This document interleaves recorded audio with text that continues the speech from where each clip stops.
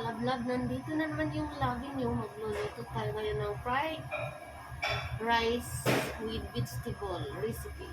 So, yung rice natin, inano na natin dito, pinakuluan na natin. Pero yung hindi na luto,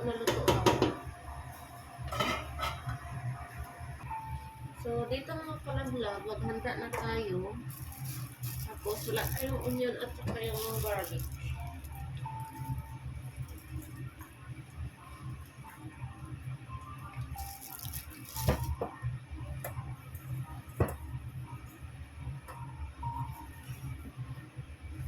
Para sa ating susunod na gagawin. So, maglagay tayo ng 2 bay leaves. Hindi pa pala ito na pungal pala.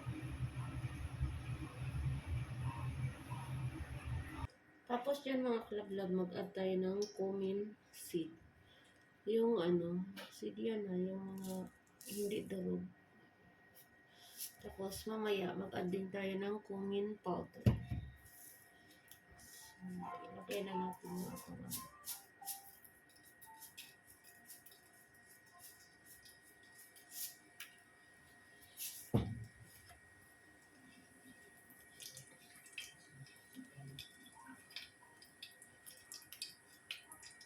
dahil wala tayong onion at saka garlic mga kalablag yung so mag-add tayo ng konting bell pepper.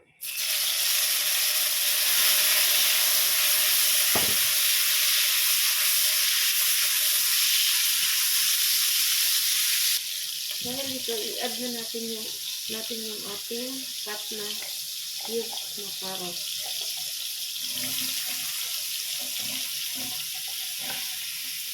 Meron sana itong sitaw, pero wala tayong sitaw.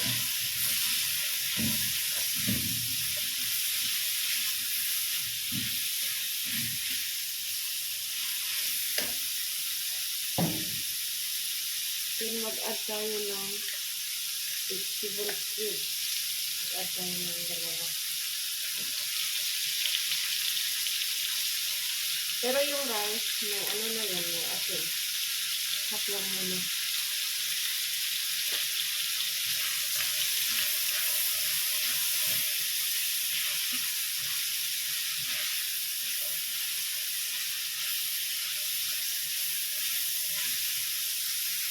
So, dito mag-add tayo ng kunting tubig para maluto yung carrots natin.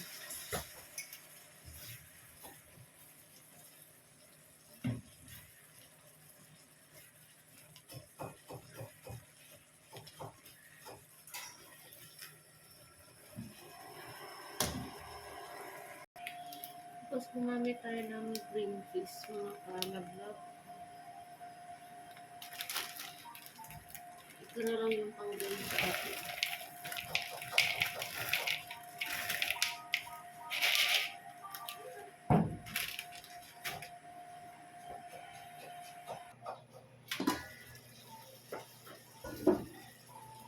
I-add na natin yung ating green peas.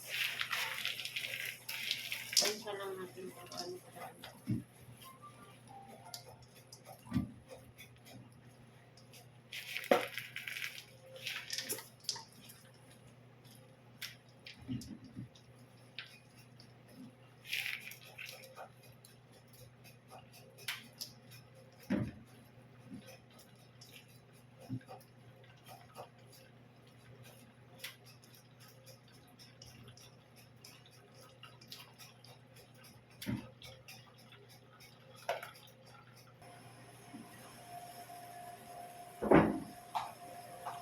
So, yan, tanggalin na natin yung bay leaves.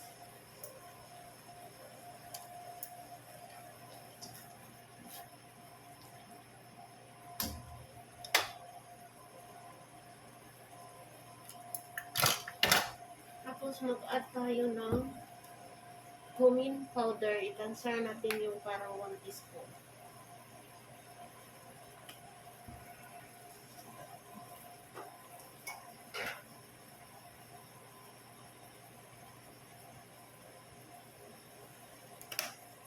Tansya natin ng 1 teaspoon ng cumin powder mga kalablag. Ay, idol ko kasi si ate, kaya si ate na yung tinatawag ko minsan.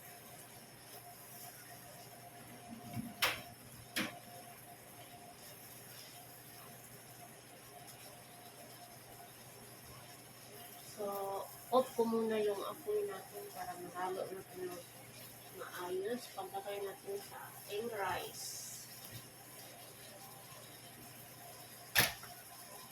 So, dito, sunod na natin yung rice. Yung rice natin na mga ka-lagyan, hindi masyadong luto. Kasi maluto.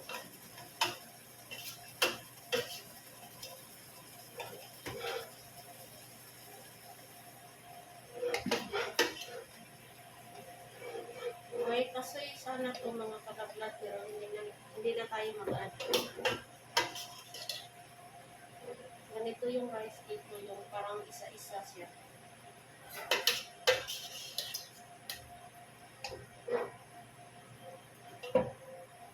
Halo muna natin.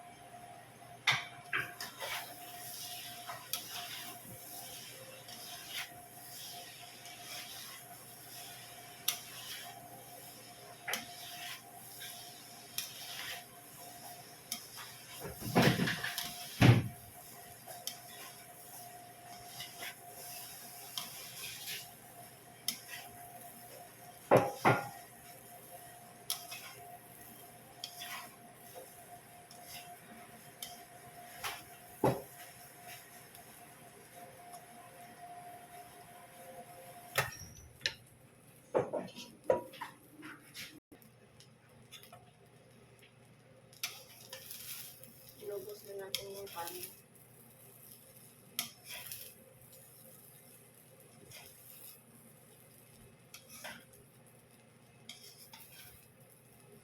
Kaya kailangan nating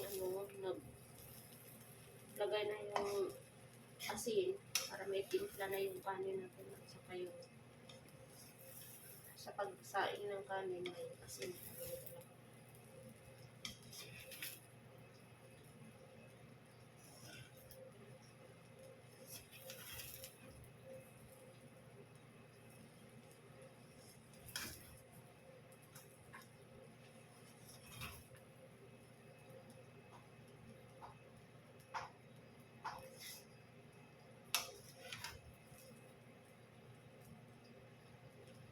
Ayan.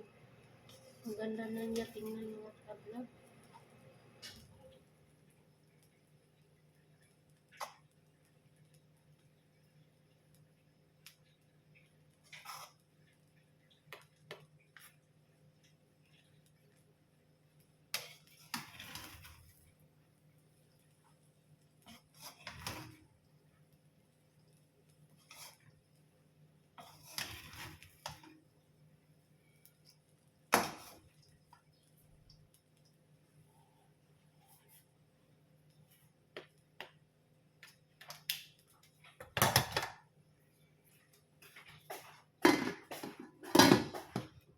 Inaano natin yung apoy.